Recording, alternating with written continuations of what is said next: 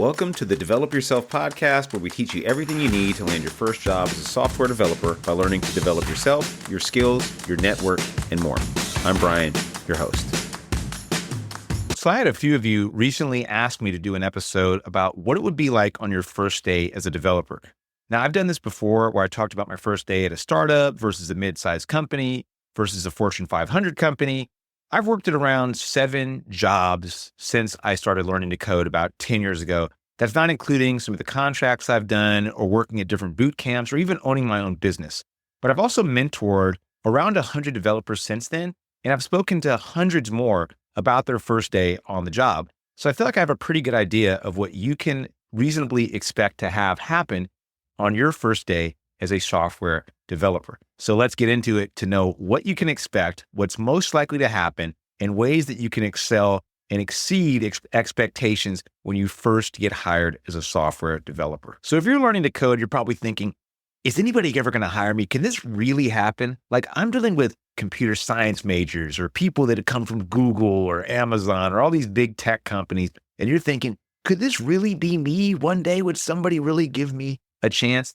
A person at Parsity recently got hired and he was shocked. He's like, I can't believe they actually hired me. I felt this exact same way when I got my first job. I'm like, do they make a big mistake? Like, am I going to get fired? Am I going to walk in on the first day and they're going to laugh me out of the room or something like that? And if I'm being honest, even after 10 years and 7 companies, I still kind of feel like that, right? You go through the interview, and what's going to probably shock you about the interview experience, especially if you haven't done it before, is that it's not as technical as you might think.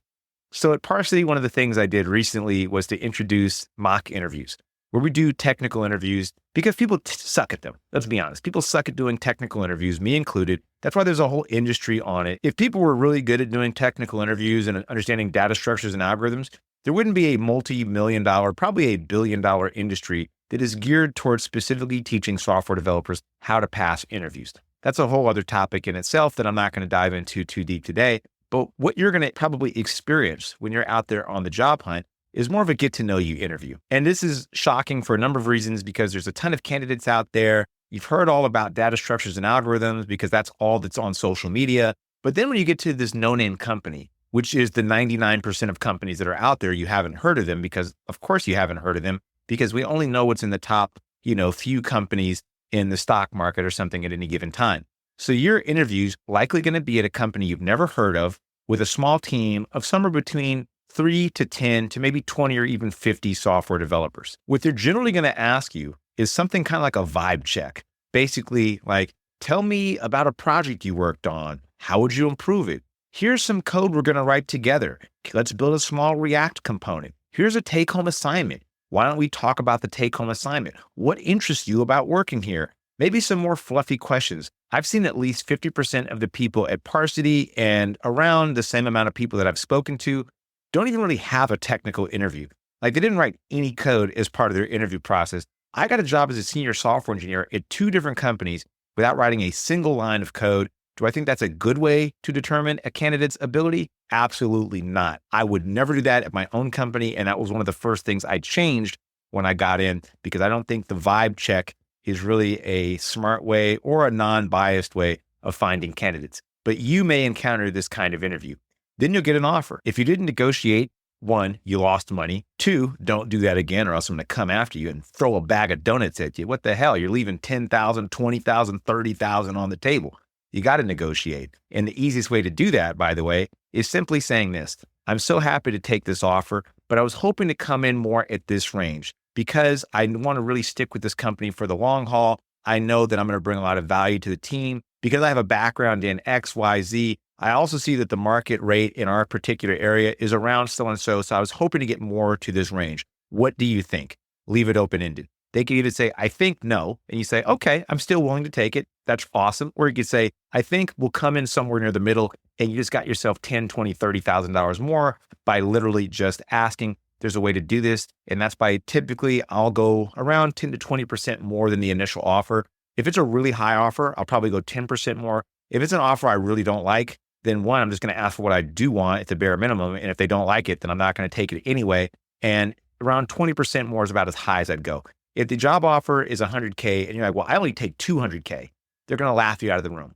the job offers 100K and you say, I want 130K, that they could say, you know what? Let's see what we can do.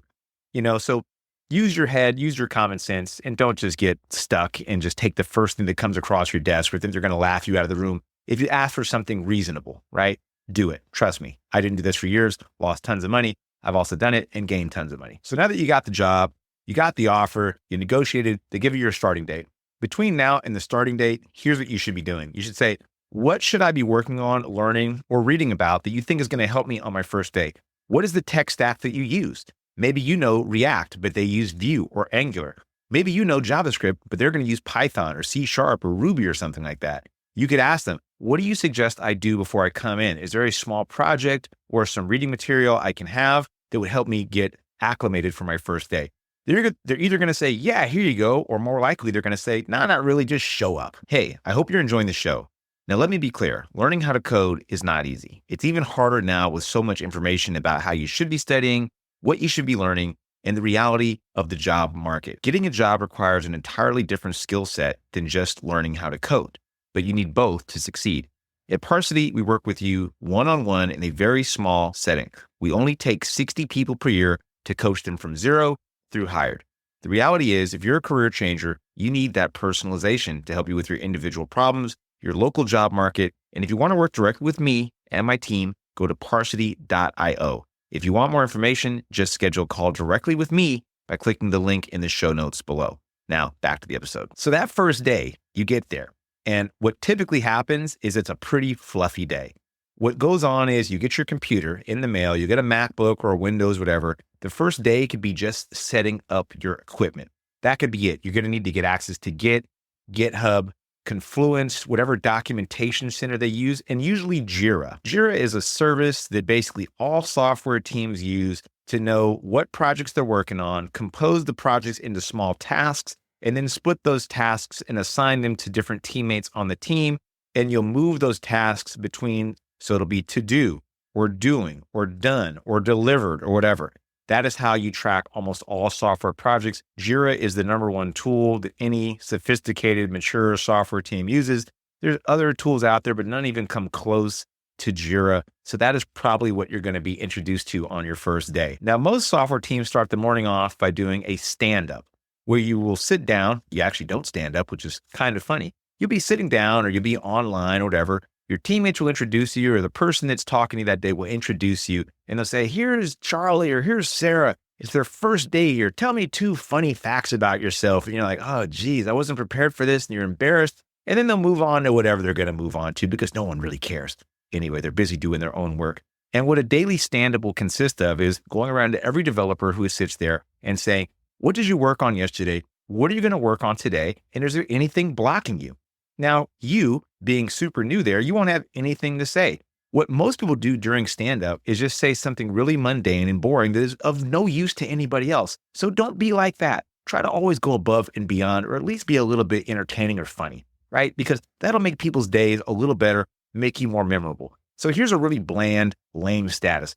Yesterday, I was working on ticket 1321 and ticket 420. And today I will continue working on ticket 1320 and 420. No blockers.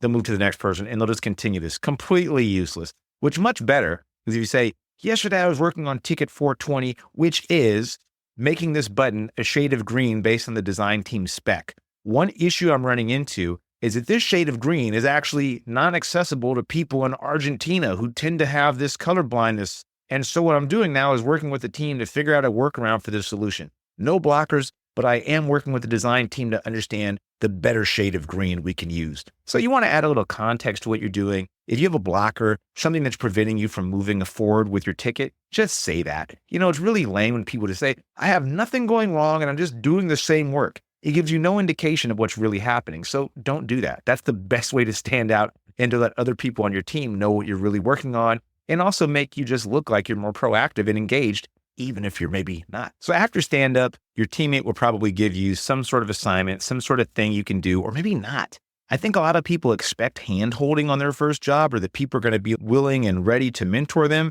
And it's just not the case. People are busy doing their own thing. They're probably under their own stress. They have their own family members. They might not like to mentor people. They may just be letting you shadow them because they were told that they had to let you shadow them or that you were going to be their onboarding buddy. So you may just be kind of left off to do whatever you want to do for the day. And you may just say, well, damn, what do I do now? I'm getting paid all this money.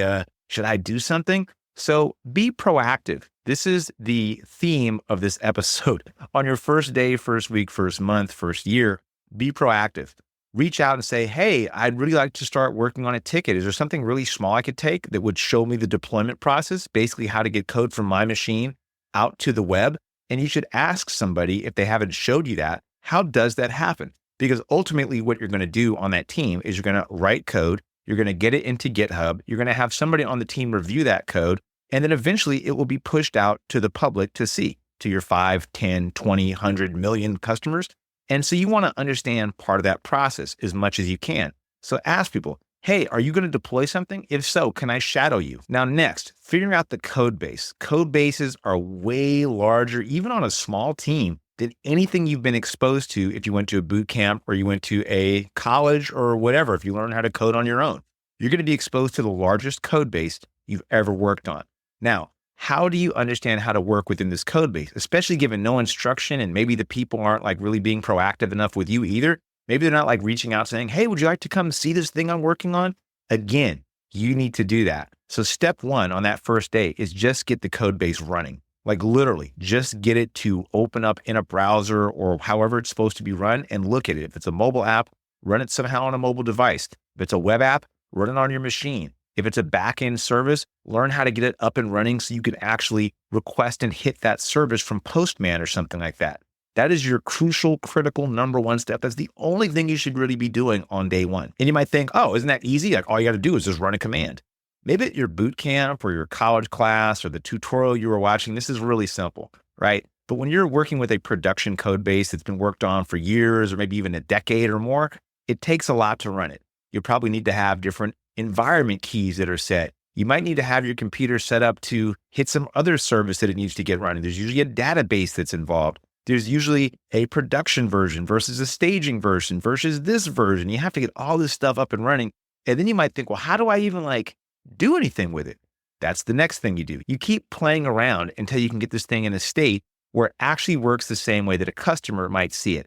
This should lead you to all sorts of little interesting problems. And then that's when you reach out to your teammates and saying, hey, I actually am blocked. Yesterday, I was trying to get the app running. Here's exactly what I did. And here's what's wrong. Keep this short and sweet. And always ask people if they have 5, 10 minutes that they could spare to walk you through it. If you just say, I need somebody to help me, that's like a big red flag. People are like, I don't want to just help you, right? Again, they have their own deadlines they're committed to. They're under the gun or under pressure to try to get something delivered. They might not want to just sit with you for half an hour or an hour, right? This isn't like on the internet where you used to ask people on LinkedIn or maybe at your boot camp, hey, would you like to help me? And they're more than happy to. Most people are like, I got to get my own thing done, man. I'm a junior developer myself. They just hired me 3 months ago. I don't know what's going on, right? But they're afraid to admit it. So you say, I need 5 to 10 minutes with somebody that can help me with this very specific problem. The more specific you can get and the more time bound you can make it, the much higher likelihood that somebody will jump in. And they'll be more than happy to because you didn't just leave it open-ended and they don't have to waste like an hour doing it or something like that. Or if you could even ask somebody, if somebody knows where the documentation is, please point me in the direction of that documentation. Now, here's where you really stand out.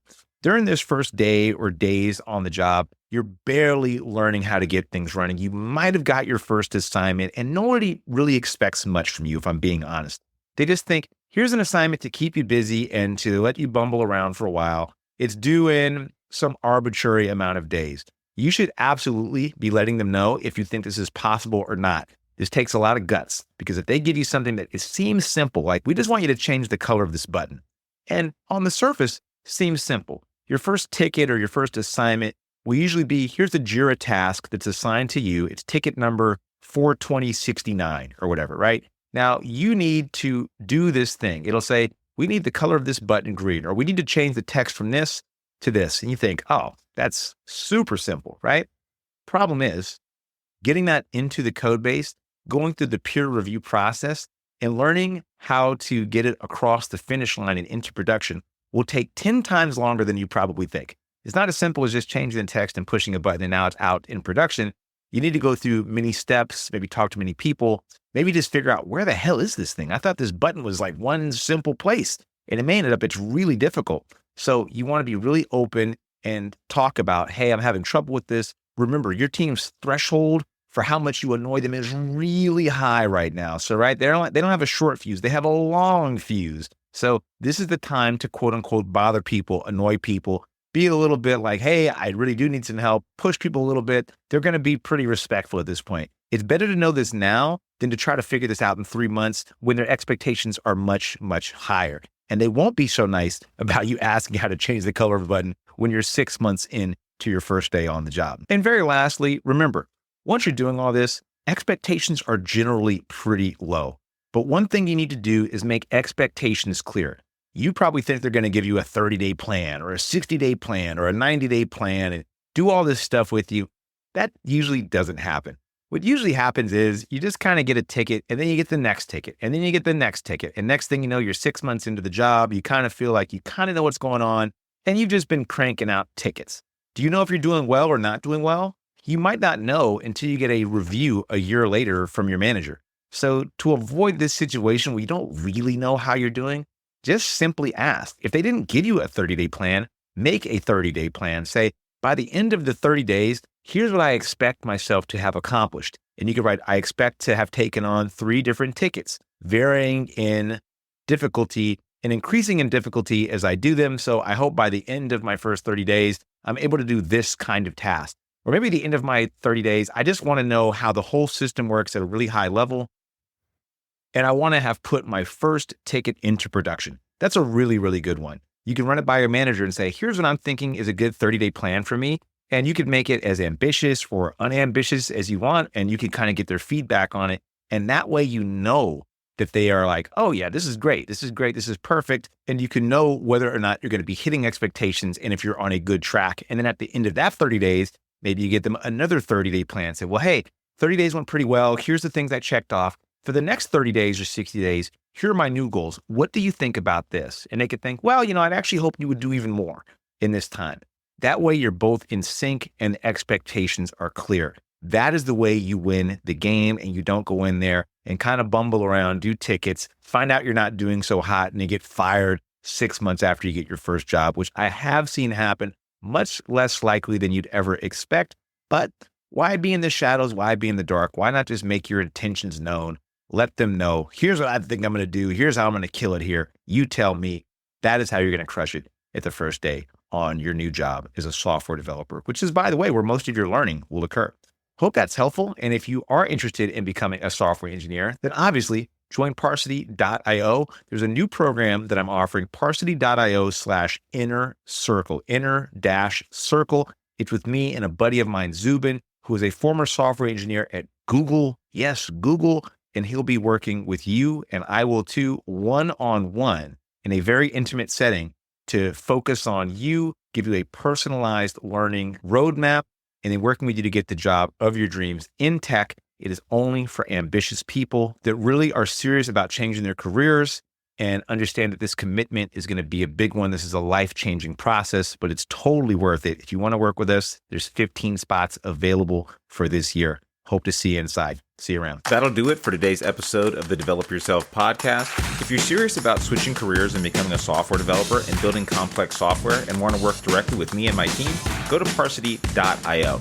And if you want more information, feel free to schedule a chat by just clicking the link in the show notes. See you next week.